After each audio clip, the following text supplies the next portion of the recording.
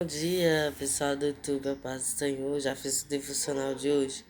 Hoje, nosso devocional é com Salmos 14. Nós estamos nesse propósito aí de devocional com salmos, cada dia um salmo. E nós vamos concluir, se assim Deus permitir, os 150 salmos, em nome de Jesus. Amém? Vamos orar, a gente ora no início, medita a palavra e ora no final. Então fica até o final para a gente estar orando e meditando juntos. E se meus vídeos têm te ajudado, deixe seu like, deixe um comentário, se inscreva no canal. Todo dia eu subo devocional aqui para a gente estar orando e meditando juntos, amém? Então feche seus olhos, vamos orar. Pai, obrigado, Senhor, por essa oportunidade. Obrigado, Deus, porque mais um dia tua misericórdia se renova sobre nós. Obrigado por esse dia que o Senhor fez para nós, para a gente desfrutar desse dia.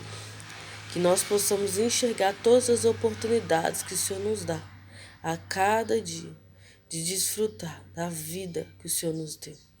Muito obrigado pelo fôlego de vida. Obrigado pelo amor leal do Senhor a nós.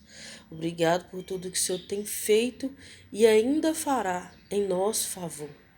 Pai, nos inclua naquilo que o Senhor está fazendo.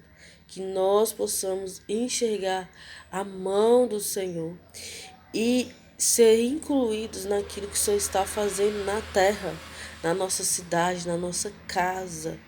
Que nós possamos ser colaboradores do Senhor na tua obra, Senhor. Revela para nós a tua obra, o desejo do Senhor para nós, o desejo do Senhor para as nações. Fala conosco, Deus, e nos inclua nos teus planos, Pai. Eis-nos aqui, Deus, para fazer a tua vontade. Em nome de Jesus, Pai. Abençoa cada pessoa desse devocional. Que seja um tempo de crescimento, de amadurecimento na presença do Senhor. Em nome de Jesus. Amém, gente? Glória a Deus. Salmos 14. Fala assim. É um salmo de Davi. O tolo não crê em Deus. O tolo diz em seu coração: Deus não existe. Todas as suas atitudes são corruptas e abomináveis. Não há um que faça o bem. Dos céus o Senhor se inclina sobre a humanidade, para ver se há alguém que tenha juízo e sabedoria, alguém que busque a Deus de coração. Todos se desviaram igualmente, se corromperam. Não há ninguém que faça o bem, não há um sequer. Será que os maldosos nunca aprendem? Eles devoram o meu povo, como se comesse pão, e não clamam pelo Senhor. Agora todos estão tomados de terror, porque Deus está presente a favor dos justos.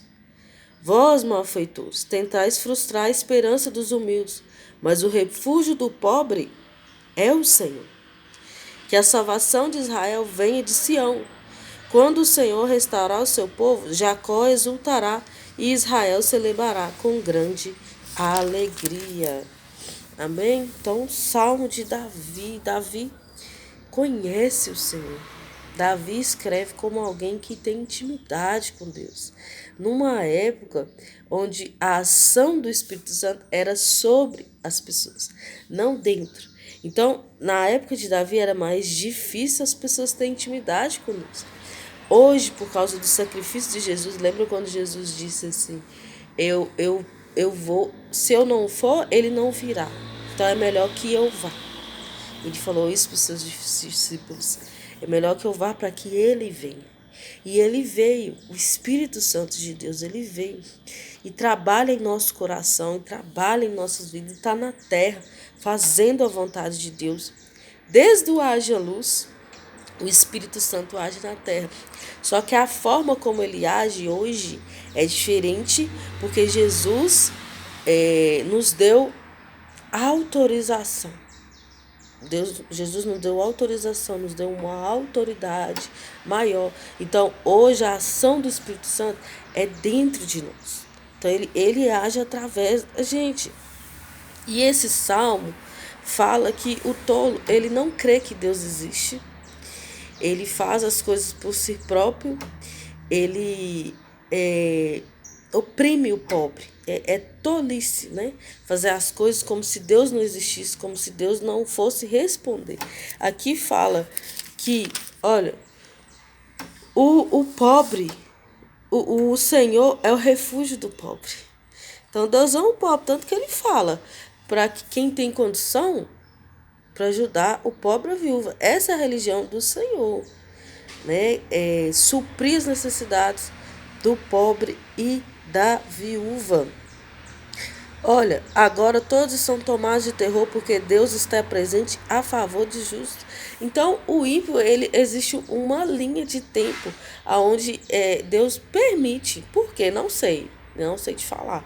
Permite a ação do ímpio, mas existe um rasgo que eu posso falar assim, um momento na história aonde Deus intervém, porque fala que, olha, Deus está presente a favor dos justos.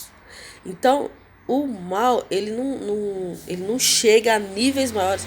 Nós, como seres humanos, não chegamos a níveis maiores de maldade, de coisas ruins, porque existe um Deus que é justo e existe o Espírito Santo agindo na terra. Então, nós devemos buscar o Espírito Santo, entender o que Deus quer para a nossa vida, para a gente não se tornar tolo, não se tornar cético por causa da maldade do mundo, por conta da maldade do homem, se afastar do Senhor, por conta das más notícias, endurecer o coração. Porque Deus sonda o nosso coração. Se a gente pedir, Deus sonda. E às vezes é as coisas que a gente está ouvindo que vem endurecer, a gente começa a duvidar. Será que Deus existe mesmo? Tanta maldade acontecendo, tantas coisas. Mas nós precisamos dar ouvido também às coisas boas. O que nós estamos ouvindo? Porque o mal, infelizmente, ele existe desde quando Adão e Eva pecou. O primeiro assassinato foi na família deles. Então, existe essa maldade. Ela entrou no mundo não por vontade de Deus, mas por desobediência do homem. Mas Deus interviu.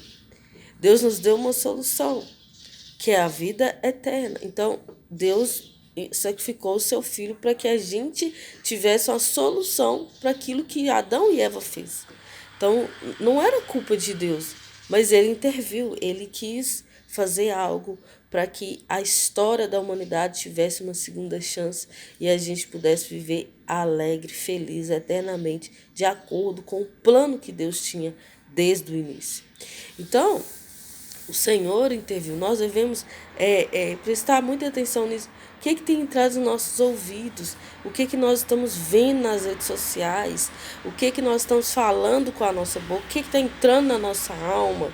Para que a gente não desanime e nem se torne uma pessoa tola, cética. Jesus mesmo disse, quando ele voltar, achará fé na terra? Será que o Senhor achará alguém com fé na terra? Lá no início fala que dos céus o Senhor inclina sobre a humanidade, procurando. Olha, o Deus onipotente, onipresente, conhece todos os corações, conhece todas as pessoas, conhece cada caminho da terra. O Senhor conhece e ele ainda precisa procurar alguém que tenha juízo e sabedoria, alguém que o busque de coração. Então, se alguém que conhece tudo, sabe tudo, onde está tudo, ainda precisa procurar, é porque está pouco, né? A qualidade, a quantidade é poucos. São poucos que buscam o Senhor de verdade, são poucos que querem ter sabedoria, porque é difícil. A sabedoria geralmente ela é contrária àquilo que o mundo está fazendo, àquilo que a gente quer fazer, aquilo que a nossa carne quer fazer. A sabedoria ela vai oposta. E para você viver uma vida sábia, você precisa renunciar aos desejos da carne. Então Deus está à procura de quem tenha juízo e quem queira esse espírito de sabedoria. E essa foi a oração do início. Né? Eis-nos aqui, Senhor, nós queremos saber o que o Senhor está fazendo na terra, qual que é o próximo passo, o que o Senhor quer de nós, o que o Senhor quer com a nossa família, o que o Senhor desenhou para a nossa vida.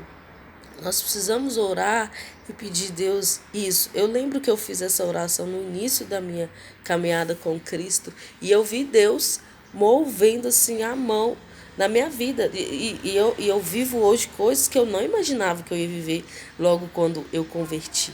Mas eu tomei uma decisão, falei, eis-me aqui, Senhor, o Senhor é o dono da minha história, da minha vida, do meu corpo, da minha alma, do meu espírito. Então, é fácil? Não, não é uma decisão fácil se render ao Senhor, se entregar ao Senhor. Mas foi a melhor escolha que eu fiz. Deus conhece melhor a minha história do que eu mesma querer conduzir da minha forma. Então Deus quer fazer isso na sua vida. Ele quer uma entrega total sua para que você viva não só o sobrenatural do Senhor, mas o desejo de Deus para sua vida. Amém? Não só buscando coisas sobrenaturais, coisas extraordinárias. É maravilhoso andar com Deus, porque Deus se move na nossa história. As pessoas olham e falam assim, algo mudou ali, não está a mesma pessoa. Essa é a transformação que a palavra de Deus é capaz de fazer, que a presença de Deus é capaz de fazer em nós. E Ele faz e tem prazer de fazer. Mas o que vale mesmo é aquele dia a dia. Quem é casado sabe. Viajar é ótimo, sair para lugar diferente é ótimo, mas é a rotina que sustenta. É aquele dia a dia ali que às vezes não tem nada de surpreendente, mas você está ali plantando a cada dia, regando a cada dia o casamento. Então, andar com o Senhor é isso. A gente tem de querer sim as coisas sobrenaturais, as experiências com Deus, mas às vezes vai ficar um silêncio. Não vai ter experiência, não vai ter sinal, não vai ter palavra revelada. E o que a gente faz? A gente continua sendo fiel ao Senhor, nós estamos sendo provados nesse tempo. Então, a prova do casamento não é quando está tudo bem, é quando há um hiato. Mas aí você decide, permanecer fiel, porque eu fiz uma aliança com o Senhor. Então, isso é andar com Deus, ter uma vida com o Senhor. Não só querer os presentes do Senhor, nem só querer as coisas extraordinárias, mas querer andar com o Senhor, viver uma vida entregue a Deus. É isso que Deus deseja de nós. Então, nós vamos orar, porque com a nossa mão a gente não consegue. Só com a nossa força a gente não consegue. Eu lembro, eu não sei, mas é o Espírito Santo, né, que fala. Lá em 2017 que eu me converti, se eu não me engano, de 2018 para 2019, na virada, eu fiz um voto com Deus de fazer devocionais todos os dias. Independente da circunstância, independente da minha situação, independente do dia, eu fiz esse voto com Deus. Senhor, eu vou ler a Bíblia todos os dias. Eu li aquele livro Até que Nada Mais Importe, do pastor Luciano Subirá. Maravilhoso, te indico a ler esse livro. E aí algo mudou no meu coração e eu falei, Senhor, eu não posso viver uma vida cristã desse jeito, que eu estava vivendo de qualquer forma. Eu estava vivendo, eu era crente batizada, mas eu não estava vivendo o cristianismo puro, simples, da forma que é. E foi aonde eu mergulhei na palavra, eu até hoje. Então foi um voto que eu fiz com Deus em 2018. O ano de 2019 foi um ano divisor de águas na minha vida. Foi um ano que eu cheguei na igreja, eu estava separada de quem meu esposo hoje. Na época a gente só namorava, mas já tinha uma filha, porque a gente viveu uma vida errada no mundo. Então eu cheguei na igreja, eu estava separada dele, a gente tinha terminado, ele tinha me abandonado com uma bebê de 7 meses. Ele escolheu viver a vida dele. E aí foi no ápice do meu desespero, da minha tristeza. Eu falei assim, eu já tentei de tudo. Tem meu testemunho aqui no YouTube. Depois você procura lá, meu testemunho. Eu desisti de tudo, eu queria desistir de tudo, mas eu falei, eu tenho uma filha, eu não posso fazer nada com a minha vida. Minha vontade era essa, mas eu falei, não, eu tenho uma filha, eu preciso criá-la. Ela precisa da mãe. Não é da minha mãe, vai cuidar bem dela se eu não tiver mais aqui. Mas ela precisava da mãe. Aí eu falei, eu nunca fui para a igreja, então vou tentar com Jesus agora, com Deus, eu vou para a igreja. Aí foi a melhor escolha que eu fiz na minha vida, porque no início eu não entendia muito, mas eu quis batizar, eu estava com sede, eu queria entender as coisas de Deus, eu senti uma paz, mas eu vivia errado. Quando a gente se encontrava, eu vivia errado, eu caía. E aí eu fiz esse voto nesse dia. E aí Deus começou a falar comigo, com a vontade dele. Olha, eu não quero que você tenha relação, você sabe, com ele. Por quê? Porque você é minha. Depois de casado, você está autorizado. Mas antes do casamento, não. E a gente tinha união estável. E eu falava com as pessoas falavam assim: você já tem filho, você já tem união estável? Não tem nada a ver. Mas só que Deus falou comigo. E eu decidi seguir aquilo do meu coração. Só que quando Deus falou comigo, eu falei assim: se eu falar com ele que a gente não vai ter mais relação, ele não vai querer namorar comigo mais. A gente estava querendo voltar, né? E aí o Senhor falou para mim: se ele não aceitar, é porque ele nunca te amou. Então, a relação pós o casamento, que Deus instituiu depois do casamento, é uma proteção para a mulher. Hoje eu vejo isso depois de casar. Hoje eu vejo isso, porque às vezes no namoro as pessoas fazem loucamente, todo dia, tá disposto porque tá cada um na sua casa. E aí é diferente, mas é pecado.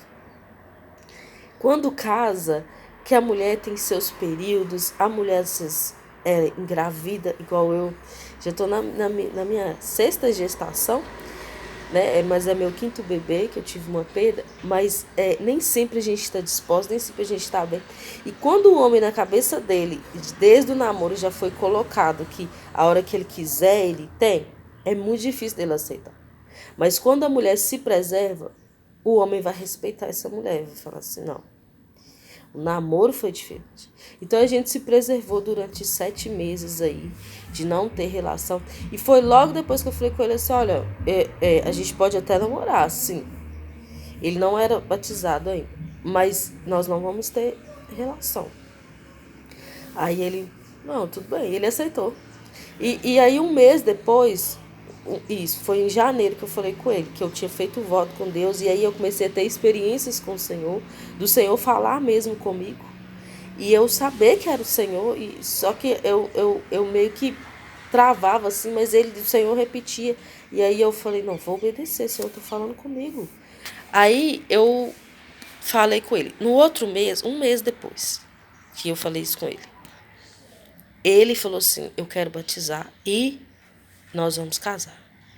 Eu falei: nós não podemos casar e você não pode batizar se for algo porque você quer casar comigo. Você não pode batizar querendo casar comigo. Por quê? Você tem que querer batizar se você quer o Senhor. Isso ele já tinha tido experiência com Deus. Depois você assiste lá meu testemunho. Você tem que querer batizar, querer o Senhor por você. Porque pode ser que a gente não dê certo, não case. E aí você sai da presença do Senhor. Então você tem que querer batizar, você está fazendo uma aliança com Deus, uma aliança séria, eterna. Se não, eu quero. Eu estou sentindo no meu coração, eu tive uma experiência com Deus, eu quero batizar e a gente vai casar. Falei: beleza. Ele batizou em março, a gente não tinha nada. A gente não tinha casa, a gente não tinha nada, a gente só queria obedecer ao Senhor. Em agosto a gente casou. Nós marcamos o casamento, a gente tinha R$ 100. Até testemunho financeiro. Depois eu conto mais para vocês sobre isso. Mas a gente tinha R$ 100 para poder casar. Não tinha morar de favor, né? E aí Deus fez algo extraordinário na nossa vida. Mas a gente casou. Então, mas começou lá atrás, ó. Eu fiz uma aliança com o Senhor. Eu fiz uma aliança, não. Eu fiz um voto com o Senhor. Deus se agradou do voto. E ele respondeu o meu voto. Então, faça um voto com Deus. Porque Deus está à procura. Nós acabamos de ler no Salmo. Deus está à procura de quem tenha juízo e sabedoria. Então, lá em 2017, eu fiz esse voto, 2018, eu fiz esse voto. Então, desde 2018, Deus tem trabalhado na minha história. E eu posso dizer para você, eu não sou mais aquela pessoa de 2018. O Senhor tem trabalhado na minha história, no meu coração, na minha vida, na vida dos meus filhos. Eu não imaginava que Deus ia me dar tantos filhos, mas eu me entreguei ao Senhor e foi a melhor coisa que aconteceu na minha vida. A cada filho que o Senhor me dá, eu me sinto uma pessoa melhor, eu me sinto que Deus tem trabalhado na minha vida e aquilo que a palavra fala, a mulher será salva dando à luz a filhos. Ela se cumprindo na minha vida. Deus mudando as minhas motivações, me tirando de uma raiz de egoísmo, de justiça própria, por causa dos filhos. Então, assim, é maravilhoso se entregar ao Senhor, entregar a nossa história, pedir a Deus entendimento. Senhor, me dá entendimento, porque Deus escreveu uma história para cada pessoa que está na terra. Nós podemos escolher, eu quero viver o que Deus tem para mim, ou podemos falar assim, não, eu não quero viver, eu quero viver a minha vida, eu vou fazer os meus planos, meus projetos e quero viver do meu jeito, como se Deus não existisse. Esse é o tolo. Porque geralmente, às vezes ele consegue até sucesso naquilo que ele se empreende em fazer. Mas sem Deus, a partir do momento que a pessoa morre, acabou. Acabou aquilo ali. Tudo que ela construiu vai ficar para os outros. Mas quando a gente constrói uma história com o Senhor, aí nós deixamos um legado. Não só daquilo que a gente construiu na terra, mas também um legado eterno de salvação na família, que é o que Deus quer. Salvar. Salvação. A salvação entre na sua casa. Talvez você seja a porta. Através da minha vida, meu esposo se converteu, meus filhos já são criados na presença do Senhor. Pessoas já se converteram através disso. Então, é isso que Deus quer. Me começou lá na minha mãe, uma decisão da minha mãe, que foi minha mãe, meu pai, minha irmã, eu, e depois de mim, meu esposo e meus filhos. Então, olha a importância de uma pessoa se render ao Senhor, ao quanto que a história da família pode ser mudada. Amém? Eu não sei porque eu falei isso, mas talvez o Espírito Santo tenha alguém para ser tocado através dessa história, desse testemunho. Amém? Então vamos orar. Pai, obrigado, Senhor, por essa palavra. Senhor, que nós venhamos ter juízo e sabedoria, que o Senhor possa encontrar em nós um coração rendido a Ti, um coração que ouve a Tua palavra, um coração que entende a Tua palavra. Sonda o nosso coração, vê se há algo mal e tira de nós. Nós queremos ouvir, entender aquilo que o Senhor quer para nós. Eis-nos aqui, Deus, para o Senhor trabalhar na nossa história, naquilo que o Senhor desenhou para nós. Que nós sejamos trabalhados como um vaso de barro para o uso do Senhor, para que o Senhor nos use, para que pessoas sejam salvas, para que a nossa família seja salva, para que pessoas ouçam o nome do Senhor, compreendam a voz do Senhor. Em nome de Jesus, abençoa cada pessoa desse devocional. Amém, gente? Que Deus te abençoe.